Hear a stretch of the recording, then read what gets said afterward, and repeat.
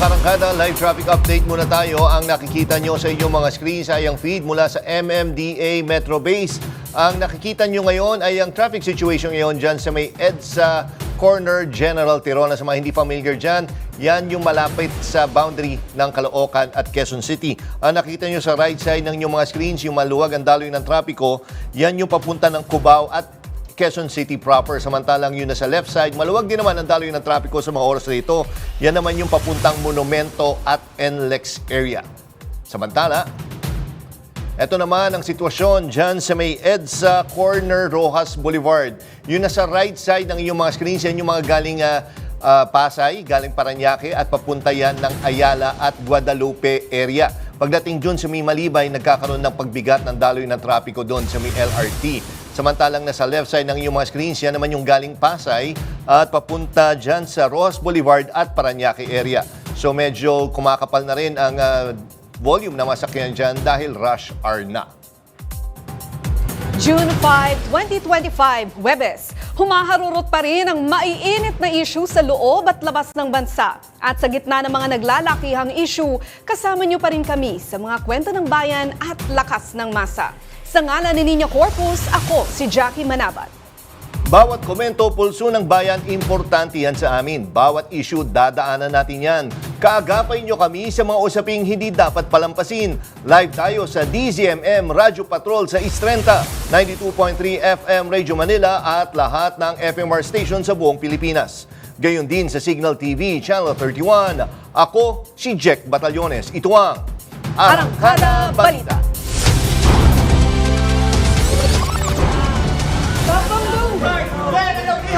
Karpintero na kuryente habang nagtatrabaho. Ang insidente sa pulsa video. Binatilyo na ipit ang braso sa takip ng imburnal.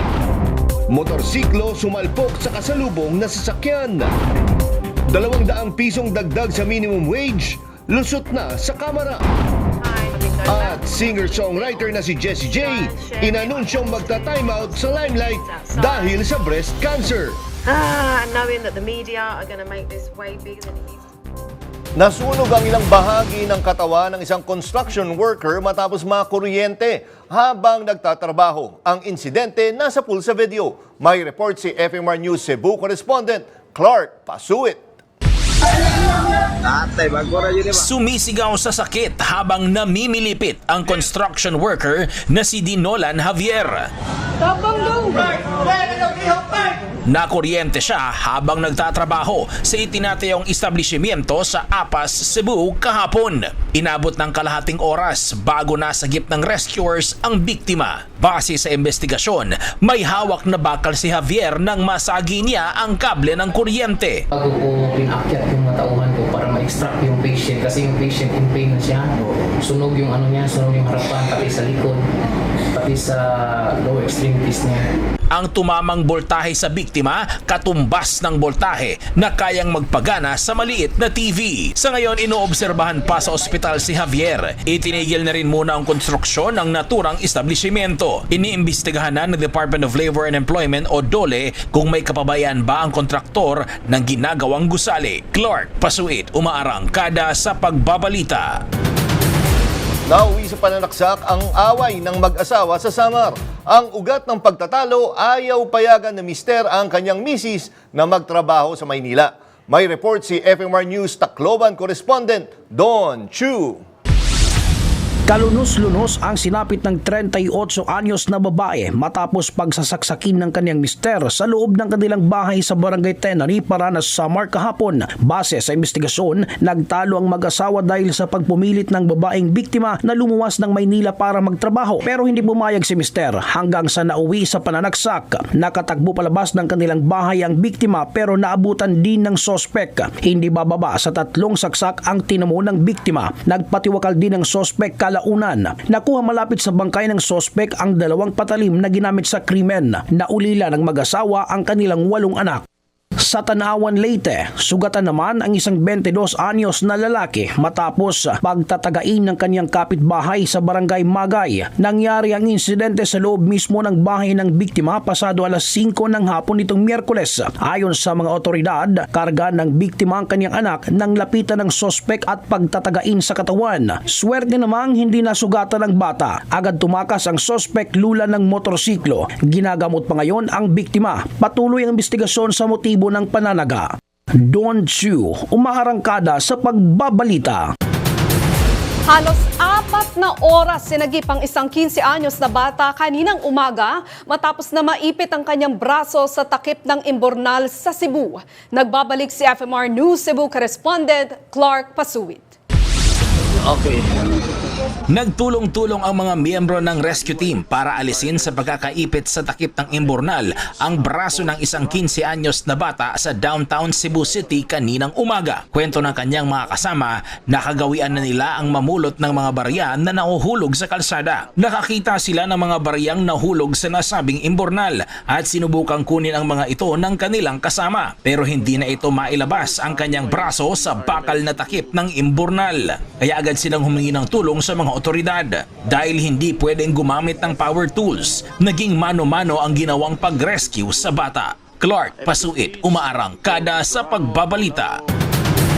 4 na rider ang patay sa magkakahiwalay na salpukan ng mga motorsiklo sa Samar at Negros Oriental. Habang sa Cebu, sugatan ang isang rider matapos tumbukin ang kasalubong na sasakyan. May report si Ryan Paraboles. Sa pool sa kuha ng dashcam ang pagewang-gewang na takbo ng motorsiklong yan habang binabagtas ang kahabaan ng First Mactan Bridge sa Cebu linggo ng gabi. Nakasignal pa kana ng rider pero bigla siyang kumabig pa kaliwa at sumalpok sa kasalubong na sasakyan. Sa lakas ng impact, tumalsik ang suot na helmet ng rider. Nadamay rin sa aksidente ang isa pang motor, nakasunod ng sinalpok na AUV. Nagpapagaling na sa ospital ang biktima, iniimbestigahan pa ang ugat ng aksidente. Humandusay naman sa kalsada ang dalawang rider na ito. Nagkasalpukan sila sa highway sa Bobon, Northern Samar noong Lunes ng gabi. Ayon sa pulisya, matuli ng takbo ng isa sa mga rider at kinain niya pa ang kabilang linya kaya humantong sa banggaan. Parehong patay ang dalawang rider. Sugatan naman ang 3 backride nila. Patay rin ang 2 rider ng motorsiklong nagsalpukan sa Valle Hermoso, Negros Oriental. Sinubukan daw mag-counterflow ng isang rider na nauwi sa banggaan. Wasak naman ang kotse at harapan ng truck na ito matapos magsalpukan sa Malungon, Sarangani. Base sa investigasyon ng mga pulis, nawala ng kontrol ang kotse. Kaya napunta ito sa kabilang lane hanggang sumalpok sa kasalubong na truck. Dead on the spot ang 3 sakay ng kotse, kabilang ang isang bata. Ryan Paraboles, humaarangkada sa pagbabalita. Patay ang sospek sa pagpatay sa 2 pulis na nakatalaga sa Bukawi, Bulacan matapos makipagbarilan sa mga pulis. Isisilbi sana ng mga otoridad ang 3 warrant of arrest laban kay alias Xander nang bigla siyang bumunot ng baril at nagpaputok sa mga pulis. Gumanti ng putok ang mga pulis at tinamaan ng sospek. Na-recover sa crime scene ang isang unit ng Glock firearm na may serial number na PNP 50742 na pinaniniwala ang pagmamayari ng isa sa mga napatay na pulis. Matatandaan na noong May 8, napatay ng sospek ang 2 pulis ng Bukawi, Bulacan nang magsagawa ang mga ito ng gun ban entrapment. Samantala, nagmistulang ilog ang malaking bahagi ng barangay Igbak, Buhi, Camarines Sur nang rumagasa ang baha mula sa bundok. Maggagabi nitong Miyerkules nang pasukin ng tubig ang halos 20 bahay sa Zone 5. Nailigtas pa ng mga lalaki ang driver ng backhoe na natrap sa kulay putik na ilog. Ayon sa mga residente, nakarinig sila ng tunog ng gumugulong na mga bato mula sa itaas ng Mount Malinao habang umuulan. Tumagal ng 1 oras ang flash flood bunsod ng pag-apaw ng Igbak, Binaogan River. Wala namang lumikas pero pinapa-assess na ng lokal na pamahalaan sa barangay ang mga naapektuhan ng pagbaha. Patay ang isang dalagitang may autism matapos siyang atakihin ng mga bubuyog sa Davao de Oro. Isinugod naman sa ospital ang kanyang mga magulang. Yan ang umarangkadang balita ni FMR News Davao correspondent Hernel Tokmo. Nawala ng malay ang 17 anyos na babae na si alias Mona sa bayan ng New Bataan sa Davao de Oro noong nakarang Huwebes, May 29. Ang ama nito, hirap ding huminga matapos silang atakihin ng mga pukyutan sa kanilang bukid sa Barangay Fatima. Kwento ng ama ni Mona, bumisita silang tatlo ng kanyang mag-ina sa kanilang bukid at habang naglilinis sa paligid ng kanyang mga pananim na saging, bigla na lang umano silang inatake ng pukyutan. Tunog din akong ulo na ako. Yung bata. Ngunit na, limiro, nilakos pa siya kuha. Sa distansya namin. Ano ito man, inay sa pumuhay ba? Ito, nalukay ka sa Isinugod pa sa ospital ang mag-asawa dahil sa mga kagat ng bubuyog. Pero dead on arrival sa ospital ang dalagita nilang anak. Anaphylactic shock secondary to bee sting ang sanhi ng pagkamatay ng biktima. Ayon sa eksperto, ang pag-atake ng pukyutan ay madalas nagdudulot ng matinding allergy sa ilang tao at minsan ay nagre-resulta ito sa hirap sa paghinga at pagbaba ng blood pressure. Hernel Tokmo, umaarangkada sa pagbabalita.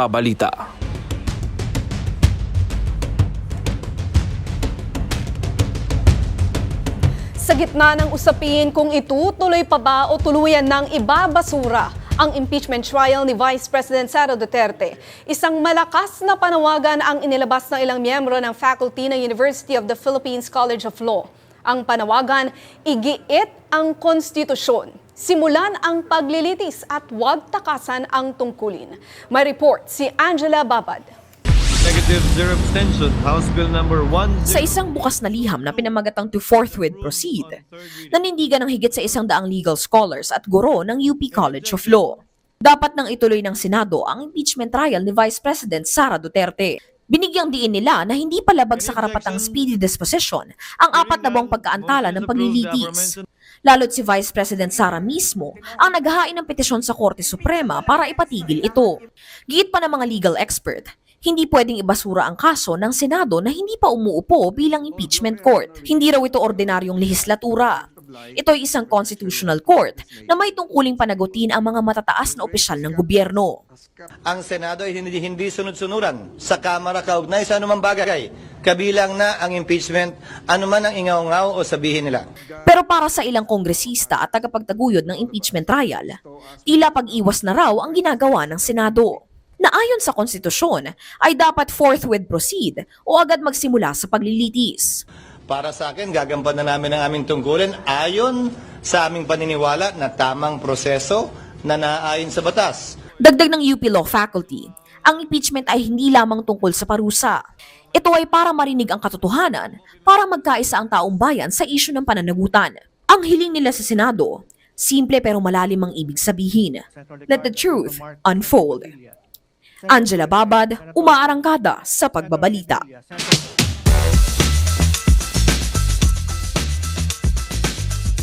At dito nga tayo sa usapin ng impeachment habang mistulang tinutulugan ng Senado ang Articles of Impeachment laban kay VP Sara Duterte, patuloy ang panawagan ng publiko at ilang eksperto na sundin ang konstitusyon. Forthwith, proceed daw dapat.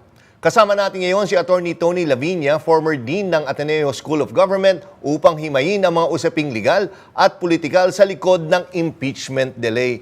Magandang hapon po, Attorney. Welcome po sa Arangkada Balita. Magandang hapon, Jeff and Jackie. Yes po, una-una, sir, ano ba talaga yung matagal ng debate ito eh, yung forthwith proceed. Ano ba talaga yan? Iba-ibang interpretation, pero ano ba talaga?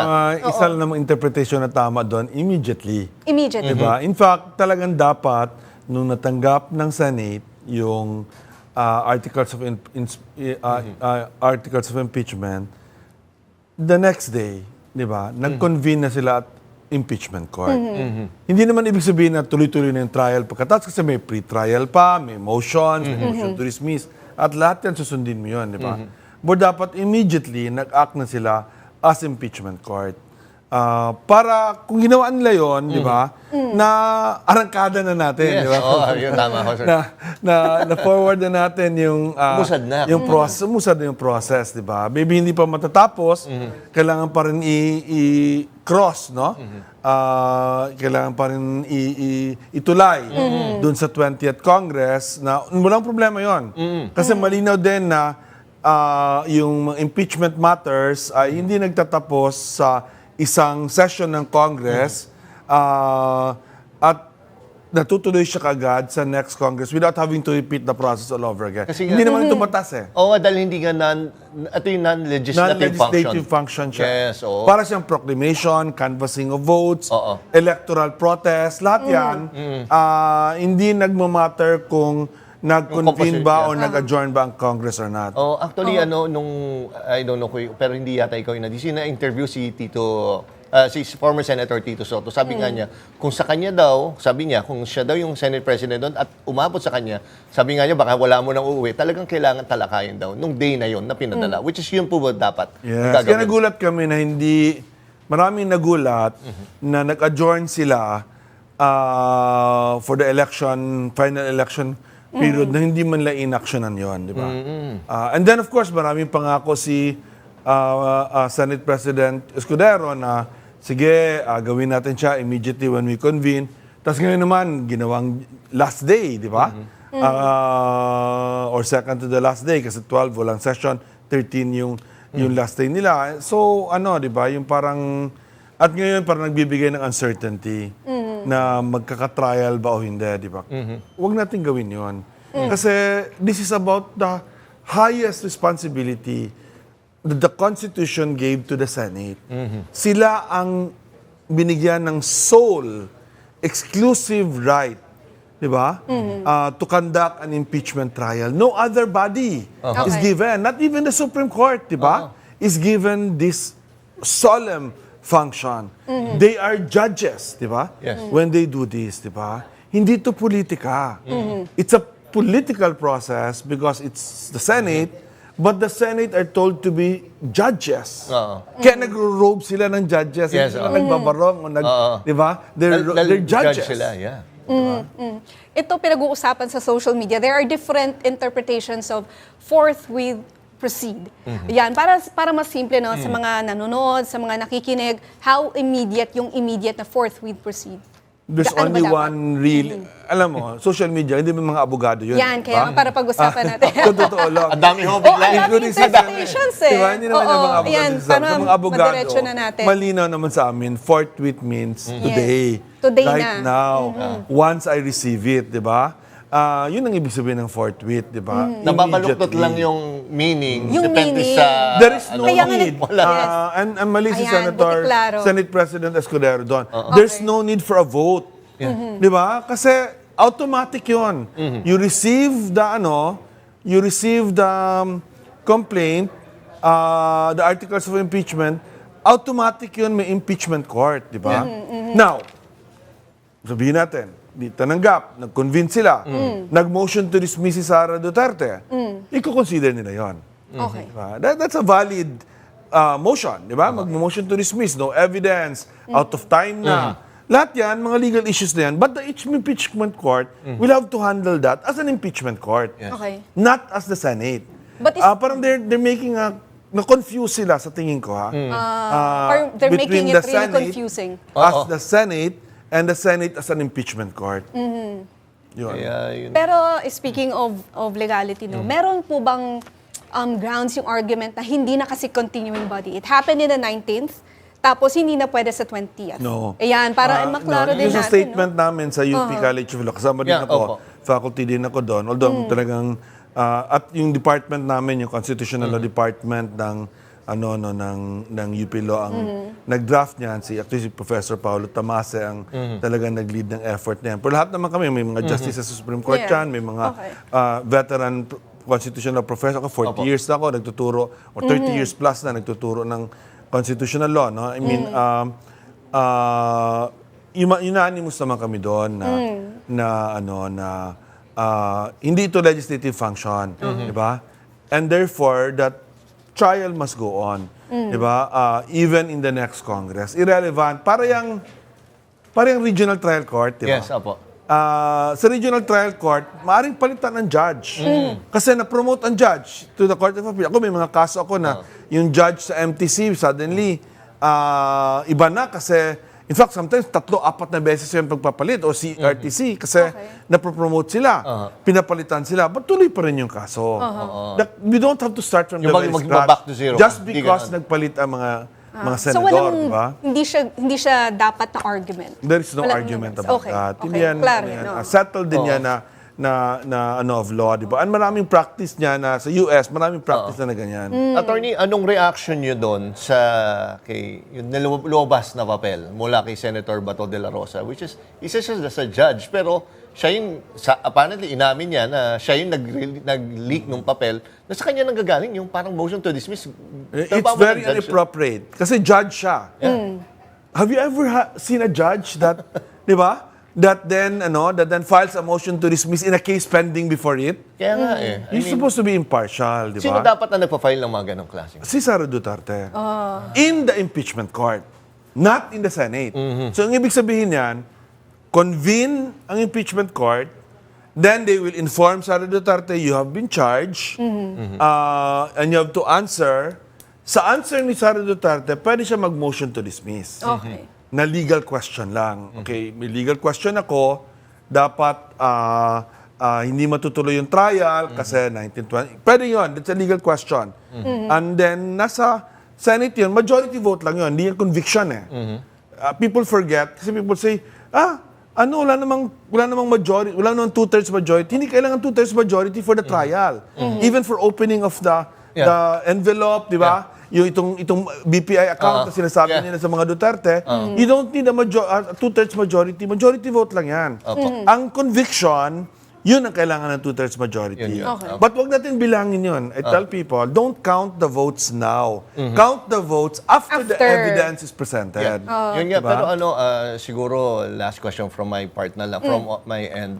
Sir, di ba noong I think that was 1998, nagkaroon ng impeachment trial kay former President Joseph Estrada. Are you kasi nagsasurface ngayon yung video. similarity ba? May parallels ba kayo Or nakikita? what lessons could be done from that Well, the impeachment main trial? lesson learned there is that the Senate must do its job properly, di ba? Not political, not even legal, but moral.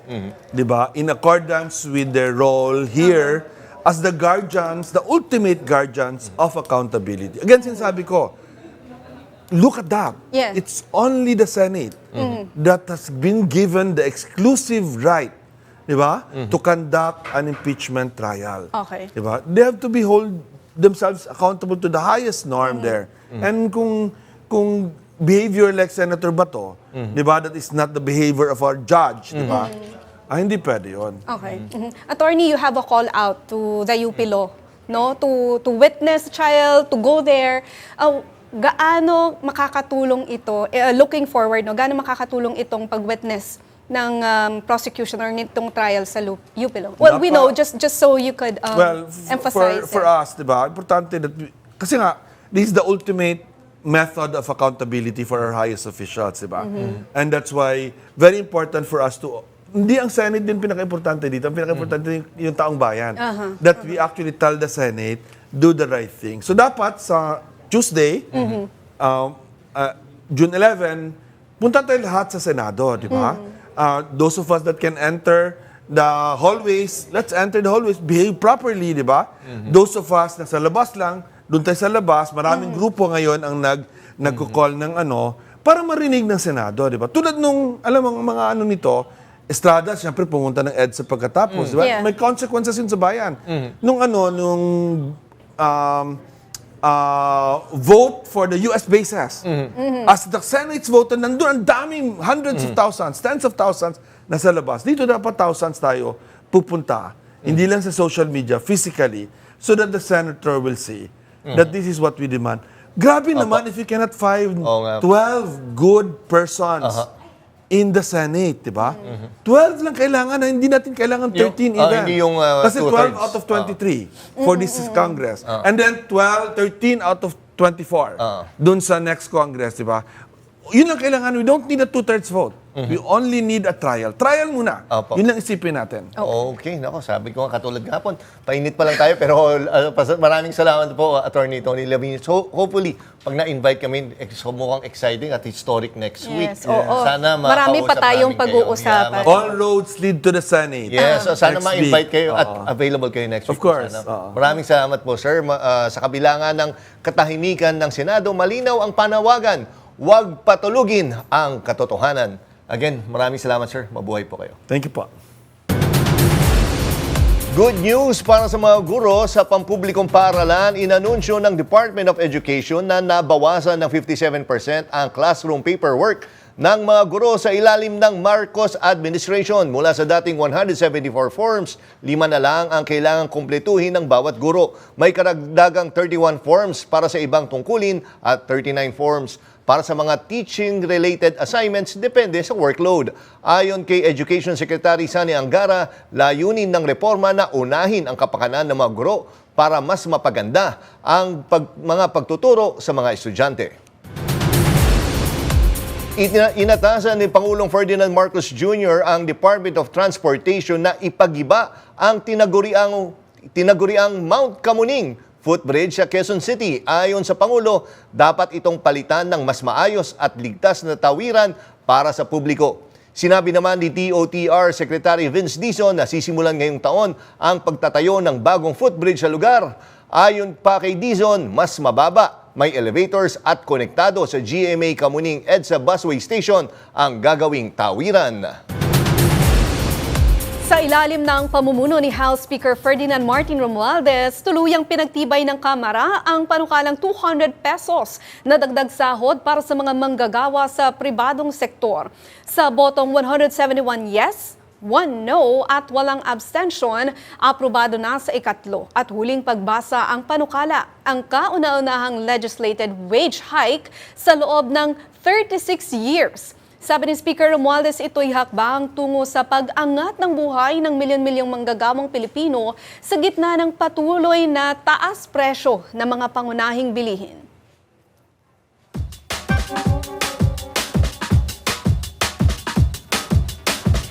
Aprobado na sa Kamara ang panukalang 200 pesos na dagdag sa minimum wage. Masaya ang Pinoy kahit papaano may konting ginhawa sa araw-araw. Pambili ng ulam, pamasahe o pang-ipon. Ikaw, saan mo dadalhin ang dagdag na kita?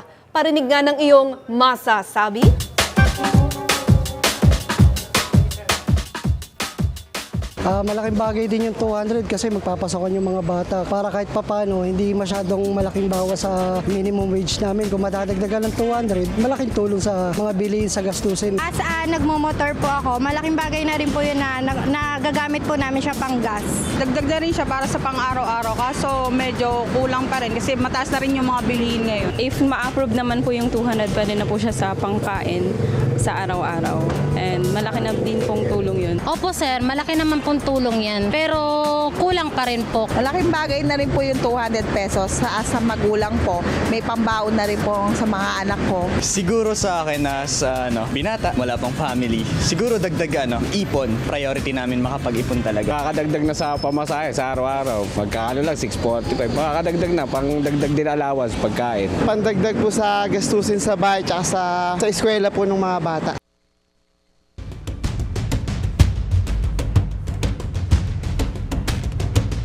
Kung malinaw sa saligang batas ng Senado ay dapat forthwith proceed sa impeachment trial. Ano ngayon ang legal na implikasyon ng patuloy na delay? Para himayin ang mga tanong sa legalidad ng pagkaantala. Kasama natin ngayon live via Zoom si Father Ranhilio Aquino, Dean ng Graduate School of Law ng San Beda University at Professor ng College of Law ng Cagayan State University. Magandang araw po, Father Ranhilio. Salamat po sa oras ninyo. Jackie Manabat at Jack Batallones po. Good afternoon, Jackie and Jack. I was listening to your interview of Dean Tony Lavinia, who is also a professor of the Graduate School of Law. I was wondering, natanong nyo na lahat ang pwedeng tanungin, may pang ukol sa impeachment. Ano pa ang sasagutin ko dito sa pagtatanong nyo? Anyway, kung Ang tinatanong niyo, ano ang legal implication ng pagkakaantala sa trial ni Vice President Duterte? Well, I can answer that in only one question. The Senate, in delaying the trial, has violated the Constitution. Period. That's the answer. Pero actually, Father, yun nga, may mga tanong nga kami dapat na tungkol sa impeachment na hindi na namin kanina po natanong. Kaya sana is makuha din namin yung mga insights po tungkol po dito. Kasi ang sinasabi nga po is, doon sa Constitution nga, yung forthwith proceed, kung sakaling hindi ituloy nga ng Senado, meron bang, under sa Constitution, may penalties ba para sa kanila yan? Pag hindi nila tinuloy? No, but first of all, the remedy is political in the sense na itong mga senador na ito ay kilalanin ng bansa na sinuway nila ang saligang batas. And so at the next elections, the people will learn that these are members of the Senate who did not carry out their bounden duty. Of course, perhaps one other option is for concerned citizens to go to the Supreme Court and ask the Supreme Court to issue a writ of mandamus to the Senate in order to command the Senate to proceed with the trial in accordance with the Constitution. Because the writ of mandamus is available when duty is mandated. Ito ay discretionary. Hindi pwedeng sabihin ng Senado, magpapatuloy lang ang trial kung gusto namin o kung ang mayoriya sa Senado ay magboboto na we will proceed with the trial. No. It's a duty imposed by the Constitution, and so it can be commanded, in my belief, by a writ of mandamus issued by the Supreme Court. So, Father, you've mentioned concerned citizens, no? Heto na, ano kaya sa tingin nyo yung magiging epekto kung sakaling yung concerned citizens, they go to the Senate and witness this? Kasi ang mangyayari niyan is, it will be subjected to the court of public opinion. Pero ano sa tingin nyo yung magiging epekto nito sa trial, Father? Well, our public is made up of two groups. One group that supports the Vice President, the other group that is in favor of the trial. No? And I want to make this clear. Hindi porket sinusuportahan mo ang paglilitis na ikaw ay kalaban ng pangalawang Pangulo. I am for one in favor of the trial. And I am pressing that the trial should proceed immediately. That doesn't mean that I'm against the Vice President. I'm simply in favor of obeying the Constitution and pursuing constitutional procedures. Ngayon, ang tanong ko, anong epekto kung if the public witnesses the proceedings? Well, the public will know that they're under public scrutiny, and the senators will know that they're ultimately accountable to the people who vote them into office. Father, naniniwala kayo doon may nagsasabi na ang kunyari matuloy yung impeachment trial, hindi lang naman ang ating bise ang on trial dyan. Tinitingnan din ng mga tao, kumbaga on trial din yung mga senators na magja-judge. Naniniwala po ba kayo doon? Of course, that's correct. The people will judge and will witness the demeanor and behavior of the senators. Pero ang problema lang na nakikita ko dito, many times the people do not choose or do not judge according to what is right or according to standards of law. Many times we go by popularity, no?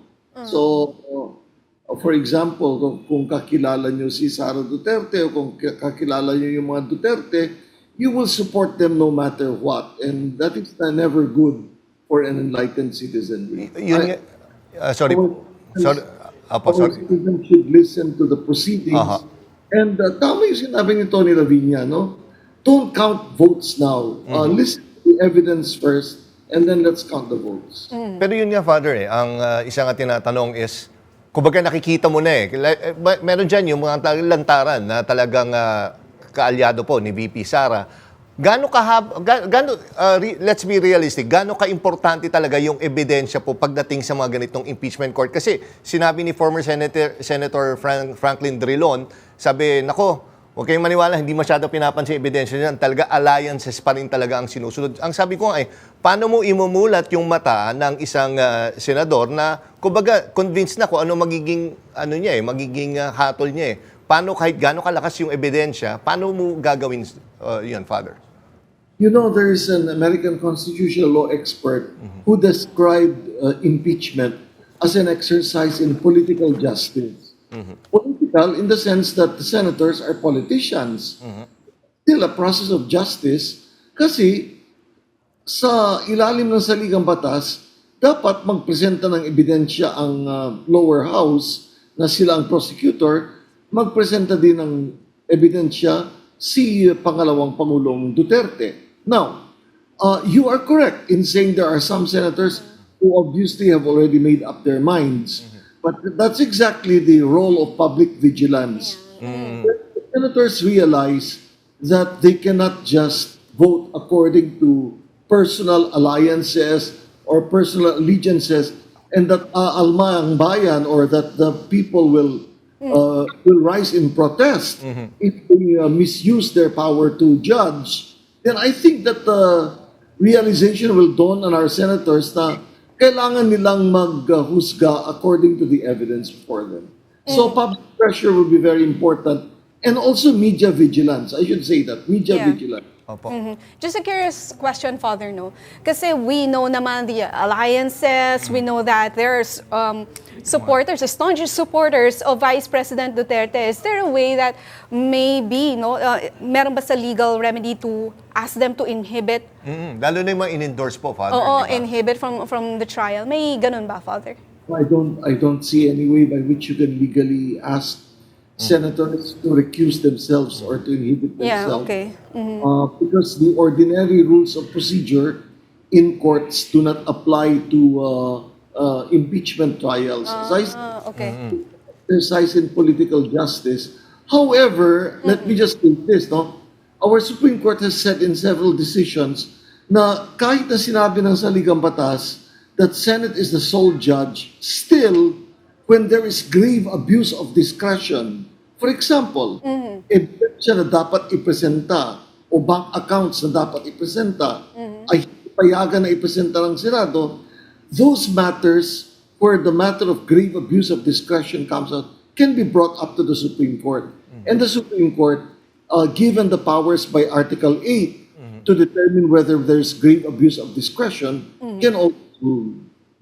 Father Aquino, para lang sa kabatiran po ng mga nanonood na siguro wala pa nung time, nung previous impeachment trials, paano ho ba magiging procedure po dito? Di ba, may 7 articles of impeachment. Tatapusin po ba muna yung Article 1 bago mag-proceed sa 2? Or tatalakayin po lahat yan?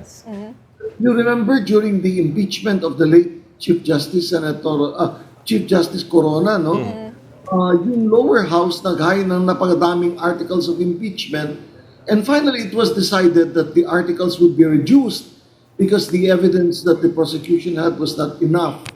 What I believe is that since many of the articles overlap, there will be overlap in the presentation of evidence. Pero considering that there are different allegations, each allegation must be established by separate evidence.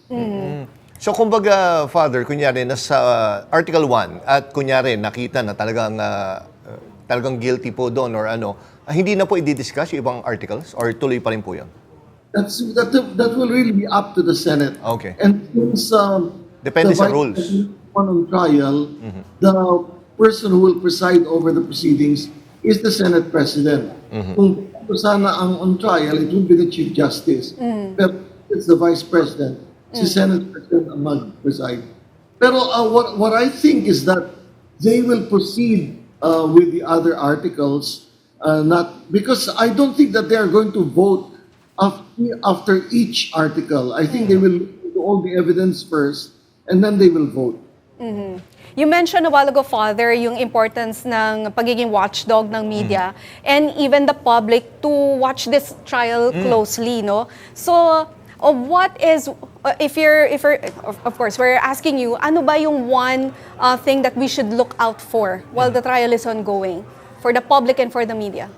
Well, I think it will be very important for you media people, for example, to bring to the attention of the public misconduct on the part of the senator judges, misconduct on the part of the lawyers also.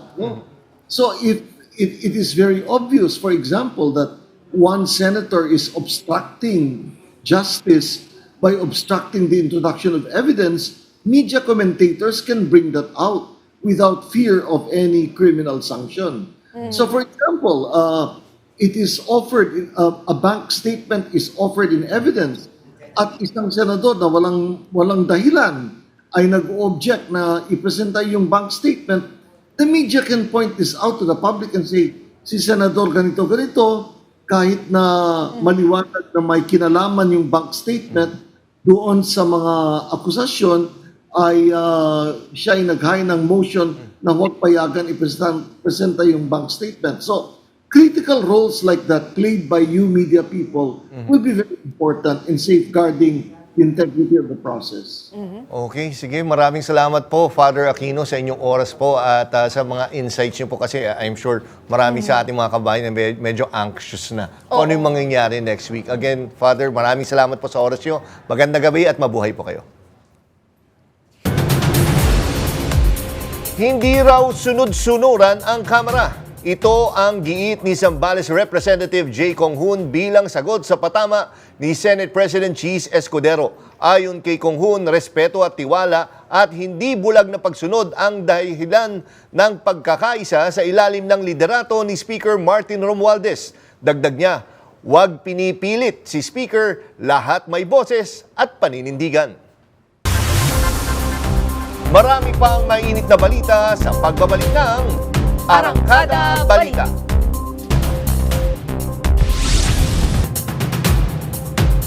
Sa ibang balita, bumuelta si PNP Chief General Nicolas Torre III kay Davao City Mayor Baste Duterte. Kaugnay ito sa komento ng alkalde sa pagkakatalaga kay Torre bilang bagong chief ng PNP. Kinwestiyon ni Duterte kung bakit 3 ranggo ang tinalo ni Torre sa kanyang promotion. Ayon kay Torre, iginagalang niya ang opinyon ni Mayor Duterte. Pero ibinalik niya kay Duterte ang ginawang promotion ng kanyang amang si dating Pangulong Rodrigo Duterte kay dating PNP Chief Ronald Bato de la Rosa. I respect his opinion and rewind lang ng konti sa termino naman ng tatay niya kung sino unang Chief PNP. Okay? So, ano ranggo ng unang Chief PNP at ano ranggo ko bago ako naging Chief PNP. So, it really goes back to him really. Seriously speaking, it goes back to him. Okay? The first Chief PNP of his father is a 1-star na naging automatic 4-star. Did he ask that? Did he question that? Harassment, yan ang tinututukan ngayon sa Kamara. Isinulong ng ilang mambabatas ang investigasyon laban sa malisyosong content online habang iginigit pa rin ang respeto sa kalayaan sa pananalita. Narito ang report ni Cherubim Ganaden. What's the preliminary query of the Thank you, Mr. Chair. Lumalalim ang pagtutok ng House Committees on Public Order and Safety, ICT at Public Information sa Resolution 286, isang panukalang investigasyon sa patuloy at malawakang pagkalat ng maling impormasyon at mapanirang content sa social media. Ang panukala ni Senior Deputy Speaker Aurelio Dong Gonzales Jr. ay layong balansihin ang freedom of speech at digital safety, lalo na tila wala ng preno ang pag-atake online. Ilang privileged speeches rin ang inihain, gaya ni Surigao del Norte Representative Robert Ace Barbers na bumanat sa mga trolls at vloggers na umano'y ginagamit para sa harassment at paninira. Alam mo, masama kasi, Mr. Secretary, is that when people post contents online without verifying, validating information, naipost na kumalat na Hindi rin pinalampas ni Barbers ang umano'y propaganda ng China na ikinakalat online para pagtakpan ng mga pananakop sa karagatan ng Pilipinas. I perfectly understand if some of the Filipinos would support a candidate, a local candidate at that. I would perfectly understand kung merong pinapanigan na mga Pilipino rin. Pero kung pumanig ka sa China at tinulak mo ang naratibo ng China, hindi na politika yun. Pag-traidor na yun sa ating bayan. Nanawagan din siya sa mga kababayang content creators, gamitin sana ang kanilang plataforma para sa katotohanan, hindi paninira. Target ng mga pagdinig, palakasin pa ang cybercrime law, hadlangan ang fake news, at tiyakin ang isang ligtas at totoong digital space para sa lahat. Cherubim Ganaden, umaarangkada sa pagbabalita. 3 kadiwa ng Pangulo Centers ang binuksan ngayong araw sa Bacolod City, kasabay ng paglulunsad ng 20 pesos rice program ni Pangulong Ferdinand Marcos Jr. May report si Kath Kahukom. Pinauna ni Agriculture Secretary Francisco Chu Laurel Jr. at Bacolod Mayor Albi Benitez ang ceremonial launch. Kasama rito ang Food Terminal Incorporated na nagsusupply ng bigas mula sa National Food Authority. Halos 6,000 sako ng bigas ang inorder ng lungsod. Pantustos ito sa susunod na 2 linggo. Target ng programa, indigent families, solo parents, senior citizens, PWDs at minimum wage earners. Ayon sa Department of Agriculture, umabot na sa 84 ang kadiwa sites na nag-aalok ng 20 pesos per kilo na bigas. Lampas na sa target na 55 bago magtapos ang buwan. Dagdag pa nila, posibleng pumalo na ito sa mahigit 1,000 sites nationwide sa mga susunod na linggo. Ayon kay Bacolod City Mayor Albi Benitez, malaking ginhawa para sa mamamayan ang Benteng Bigas Meron Na program dahil nakatutulong ito sa paglaban sa taas presyo ng bilihin, lalo na sa pagkain na pinakamalaking kontribusyon sa inflation. Dagdag suporta rin mula sa Philippine Rice Research Institute, halos 97,000 bags ng certified seeds ang nailaan para sa Negros Occidental na sasapat sa mahigit 44,000 na ektaryang palayan. Kat Kahukom, umaarangkada sa pagbabalita. Unanimous ang boto ng panukalang nagpapalawak sa mga diskwento, exemption at ayuda para sa mga nakatatanda. Kasama sa pinalawig na pribilehyo ang 20% discount sa gamot, supplements, professional fees, TNVS, golf and country clubs at expressway toll fees kahit online or third-party purchase. Meron ding 15% discount sa tubig at kuryente. Libre na rin ang parking at exempted sa color coding ang mga sasakyang may sakay na senior citizen. At kung pumanaw, may 25,000 na ayuda para sa pinakamalapit na kamag-anak. At sa aming pagbabalik, National Health Emergency hindi kailangan deklara sa kabila ng lumolobong kaso ng HIV sa bansa. Marami pang may init na balita sa pagbabalik ng Arangkada Balita.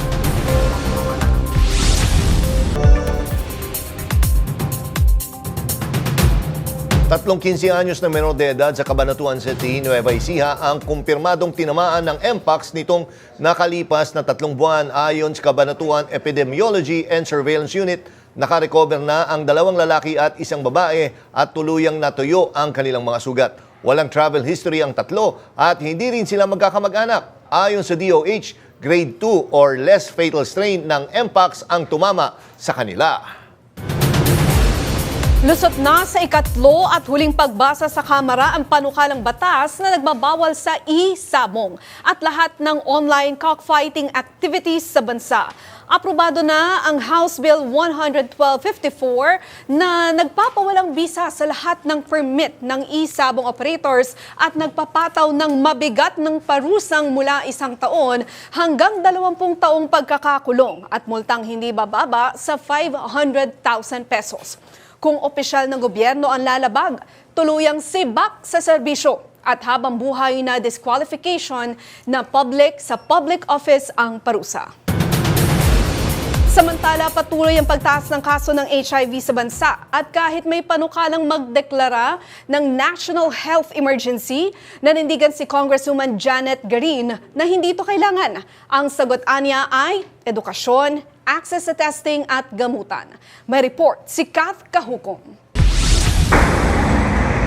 Bagamat umabot na sa 500% ang itinaas ng kaso ng HIV ayon sa Department of Health, hindi raw kailangan magdeklara ng emergency status, ayon kay dating Health Secretary at Iloilo Representative Janet Garin.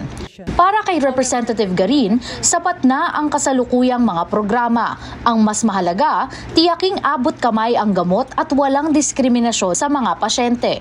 Giit pa ni Representative Garin, ang pagtaas ng bilang ay hindi senyales ng bagong pagkalat, kundi epekto ng mas maraming nagpapates at mas mataas na awareness. Sa gitna ng pangamba sa monkeypox, paalala ng DOH, mas malaking banta ang HIV. Ngunit sa tamang impormasyon at gamutan, hindi ito sentensya ng kamatayan. Kat Kahukom, umaarangkada sa pagbabalita. Isang TikTok review ang umani ng batikos hindi dahil sa lasa ng kape, kundi sa mapanirang komento ng vlogger. Nagbabalik si Kat Kahukom.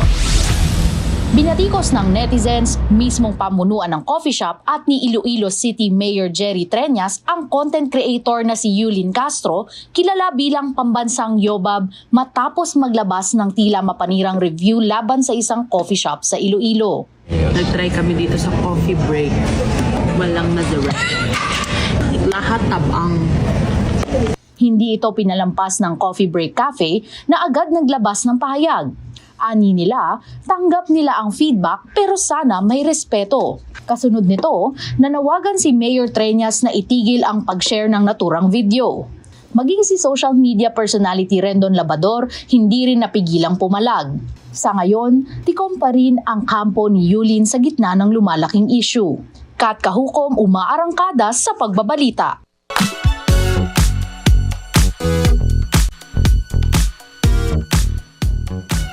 Ginulat ng singer-songwriter na si Jessie J ang Instagram world sa kanyang health revelation tungkol sa kanyang early breast cancer. May report si DJ ID Wow. I mean, you can't make it up. Kwento ng 37-year-old star, in and out siya para sa mga test na kailangan. Pinili raw niyang ipaalam ito sa publiko para makatulong sa pagproseso niya ng kanyang kondisyon.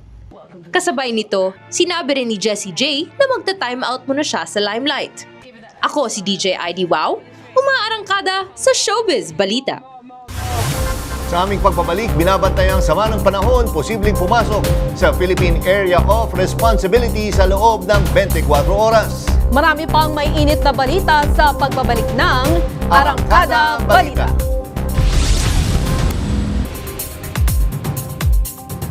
Alamin natin ang magiging lagay ng panahon. Nasa linya ng telepono si Pag-asa Weather Specialist na si Benison Estareja. Magandang gabi, Benison. Magandang gabi po sa inyo. Sa ngayon po, asahan pa rin ang mga paulan sa malaking bahagi ng bansa dahil sa southwest monsoon or hanging habagat plus yung trough or extension ng isang low pressure area. Yung namata natin na LPA, nasa labas pa ng Philippine Area of Responsibility, nasa higit 1,100 kilometers po silangan ng Mindanao at maliit pa ang chances sa ngayon na maging isang bagyo sa susunod na 24 oras po yan. But the trough nga, nagpapaulan dito sa parting eastern portions ng Southern Luzon, Visayas, and Mindanao. At habang ang habagat na slightly in-enhance itong low pressure area ay nagdadala ng paulan dito sa bahagi po ng Mimaropa, Western Visayas, Negros Island Region, western portions pa ng Mindanao. So minsan malalakas po yung mga magiging pag-ulan nila, hindi lang sa susunod na 24 oras, kundi maging sa mga susunod na araw. Kaya ngayon pa lang pinag-iingat na po natin sila sa mga posibleng pagbabaha at pagguho ng lupa. For Metro Manila and the rest of the zone, within the next 24 hours, asahan naman yung bahagyang maulap at minsan maulap pa rin na kalangitan at sasamahan pa rin po ng mga manakanakang mga paulan at mga thunderstorms na nagtatagal usually ng 1 hanggang 2 oras. Yung temperature natin sa Metro Manila bukas mula 25 to 32 degrees Celsius at wala pa tayong nakataas po na gale warning or banta sa matataas sa mga alon. Yan muna ang latest mula dito sa Weather Forecasting Center ng Pag-asa. Benny Estareja, good evening po. Maraming salamat, Pag-asa Weather Specialist Benison Estareja. May libreng sakay ang MRT3 at LRT2 ngayong darating na Independence Day sa June 12. Simula alas 7 hanggang alas 9 ng umaga at alas 5 ng hapon hanggang alas 7 ng gabi. Libre ang lahat ng istasyon ng MRT3 at LRT2 ayon sa pamunuan ng MRT3. Ito ay alinsunod sa utos ni Pangulong Ferdinand Marcos Jr. bilang bahagi ng mga hakbang para mapagaan ang gastusin sa transportasyon at mapalalim ang paggunita sa Araw ng Kalayaan.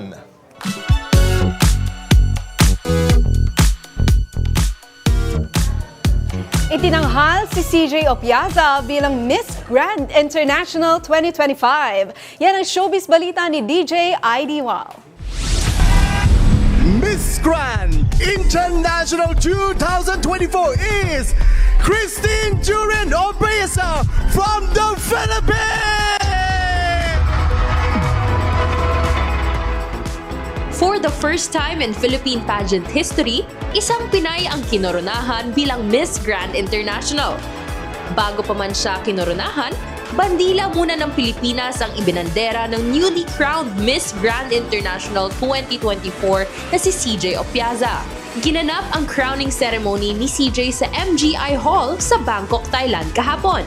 October 2024 nang manalo bilang first runner-up si CJ sa pageant. Isinalin sa kanya ang korona at titulo matapos mag-resign ang nanalong Miss Grand International 2024 na si Rachel Gupta ng India. Ito ang kauna-unahang korona ng Pilipinas ng Miss Grand International title. Sa kanyang speech, pinasalamatan ni CJ ang lahat ng Pilipinong sumuporta sa kanya. Nyo, ganon din kagalak yung puso ko na makita kayong lahat na sineselebrate itong pagkapanalo nating lahat. Lalaban lang tayo. Lagi. Congratulations to our new queen! Ako si DJ ID Wow, umaarangkada sa Showbiz Balita. At yan ang mga balitang umarangkada ngayong araw. Sa ngalan ni Nina Corpus, ako si Jackie Manabat. At ako naman po si Jack Batallones para hindi mahuli sa usapan.